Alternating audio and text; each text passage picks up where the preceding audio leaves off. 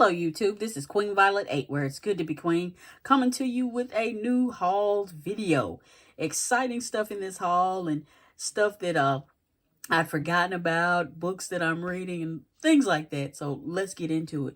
First thing I want to talk about is shout out to Infinite Lives LLC. My dude in Florida hooked me up. You remember I bought this shell from Aldi Express, and I attempted to do this myself, to swap out the shell.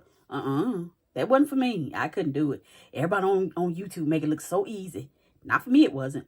But this is the Final Fantasy 3 shell. You get what you paid for. It was a little, how can I put it, not smooth in some areas, especially on the inside, but I had him to keep the shell white, but I wanted all my buttons to stay black. So I have like the black and white scheme going on. I really, really like that. And he kept the back of it black and white as well. Dude did a wonderful job. He's on Etsy. It's Infinite Lives LLC, and he will do shell swaps for your consoles if that's what you want. If you don't want to mess with, like I sure don't want to, pay somebody and save yourself the trouble and heartache in case you break something. But really happy about that. Glad to have my DS back, my DS Lite. But he did a great job. Thanks, dude. Next up, I picked up Disgaea 2, A Brighter Darkness, the strategy guide. And I went ahead and grabbed the game too. This was the only game next to Disgaea Infinity, Disgaea Infinite or whatever, that I did not have. And in this game, I don't know how it is, but Laharl is like a woman, a girl, for some segments in the game. I'm not sure. I haven't played it yet, but it's only on the PS3. But I'm really happy to have it. It was the last one I was really wanting to get, because I don't know if they'll ever bring it to modern platforms and stuff, but it's got some little artwork in the back, and which I think is really cute. Really nice artwork. Like that. Real thick book. Hardcover. Well done. I miss strategy guides, but let me go ahead to the other strategy guides. I went ahead and picked up A Legend of Zelda: Link Between Worlds. I've been meaning to get this for a minute, and they're getting harder to find. This one especially. I gave more for this guide than I did the game for the 3DS, but happy to have it, because I'm trying to get so I'm off the internet as much as possible, because I stay, some of us stay. Is that the poster? Dude left me the poster. All right. Wait, no, that's not it. I thought maybe I had a poster. No, it's the free mobile version. I don't care for that. But, yeah, everything in here that you need in order to, beat all the bosses and never get lost. Really nicely done. I miss Prima. Then I picked up both X-Men Legends books for the PS2. I made sure I picked this up. X-Men Legends 2 Rise of Apocalypse and the original X-Men Legends strategy guide. I don't have but a few more strategy guides that I want. I promise I'm going to quit. I've got too many as it is. Then I had finally found, I've been looking for this for a second. I finally found my PlayStation 2 wireless controller. Anybody remember Dream Gear? Anybody? You could walk into Fred's and buy these for like 20 bucks. And you had to put batteries in it. One thing you always had to remember was to turn them off when you got done with it. But works fine. You just put this in your PS2 and do what you got to do. I couldn't find my back, and I finally found it. So happy to have it again. And the most exciting thing I bought, and I've been waiting on this since last year, if y'all remember that. This is the Art of River City Girls. This is River City Girls 1, 2, and 0. I love this slip cover case. I just got this the other day from Limited Run. Look at that. That is so cute. I like the back of it too. Really well done.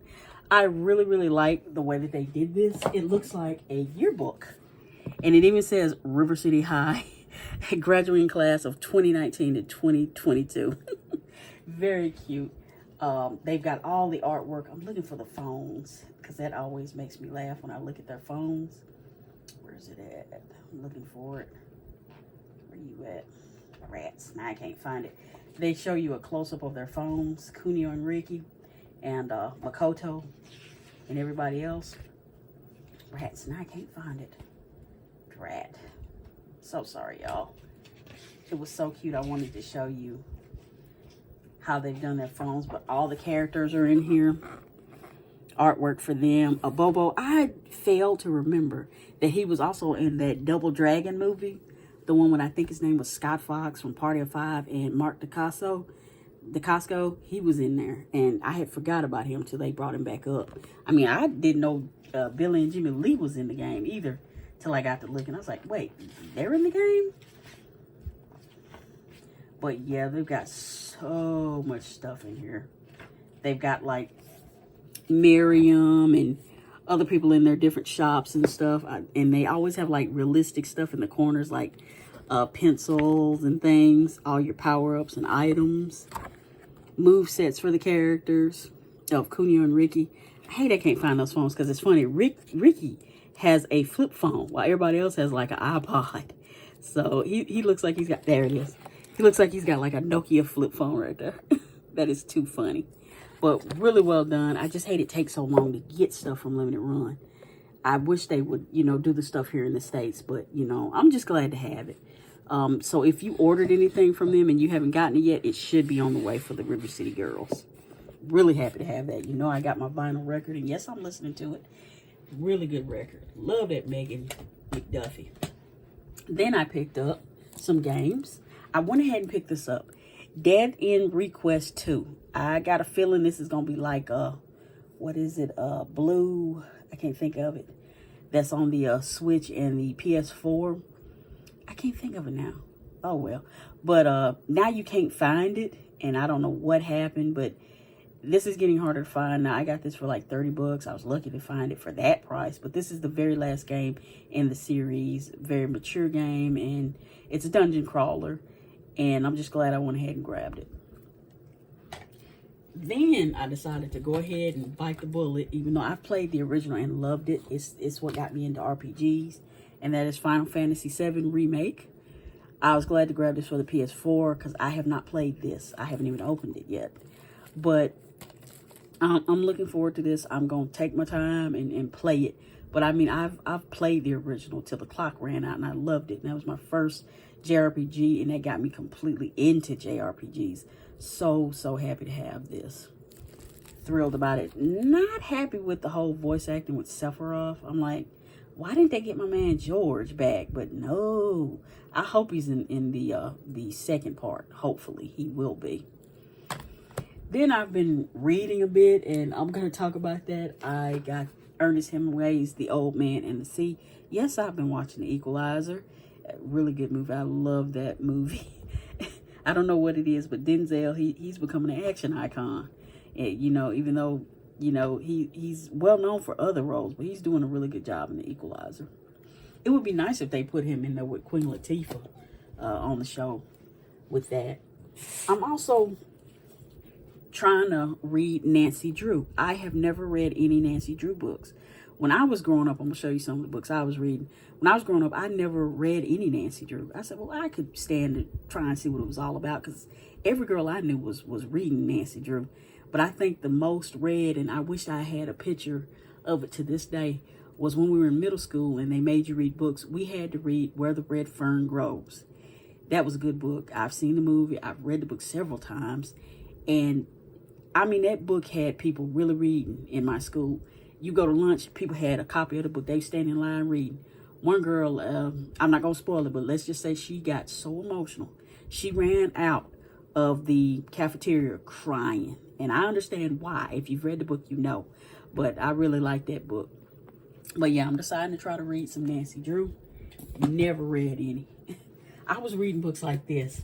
This was my first real sci-fi book, was my man Eric V. Lustbader. This is The Sunset Warrior. And I've read this several times. I've got to read his other books, which is like, I think one of them's called Floating City, Ninja, Miko. And I've got some more that I have not picked up yet. But it's a really, really good book. I liked it. There used to be a kind of like a little trading used bookstore right next to where my mother worked. And I'd go in there and just stay almost all day long. And they'd let you come and bring books in and you could trade for another. But yeah, I picked this one up. But yeah, that's what I was reading. And this one, I love this one. This is a very beautiful book, and it's about the Nimue, I think they call them, people, and the girl, they call them Chief Joseph of the Nez Perce Indians, and his daughter's name is Running Feet, And what happens is there's some settlers, they're panning for gold not too far from where their village is. And they could already tell, you know, it's going to be trouble. So pretty much the guys came in to take over and went to shooting people. And the daughter and her would have been husband name was, what was his name? Rats. Just a minute, y'all. Swan Nicholas. I remember now. My man Swan Nicholas. They did him so wrong in this book. I was mad. I ain't gonna joke. Even now, I'm still mad. But they ran away and they got with some more people, another tribe of Indians on down because it was snowing and everything. And so they get there. The Ashbone people. I remember them now. And they thinking they good and everything. They gonna let them leave. But they had those really nice rifles that they stole from the dead white guys that killed the settlers that were, you know, shooting them and killing their people. And they saw those guns and they wanted them. So the chief and his son, I can't remember what his name was. When they left, they shot my man Swan Nicholas. I'm sorry, I'm giving it away. I was so angry. And they pretty much held her hostage because the chief's son thought she was, you know, more pretty than any of the girls in the village. He wanted to marry her. Oh, she hated him. Hated him. She did not marry him. She got away from him. He had made her this beautiful white, solid white, y'all. He had to work on that thing. Solid white. I think it's called ermine. It's like a fox dress for the wedding. Solid white. So while everybody doing their peace pipe and dancing for the wedding and everything, she snuck off with this beautiful white dress on. And they couldn't see her because it was snowing. And she took a gun and she was going to shoot him. But she changed her mind, said she saw enough blood and let him live. And it's a really, really good book. I've read it many, many times. And I'm going through my books to get rid of them. I think I'm going to let this one go.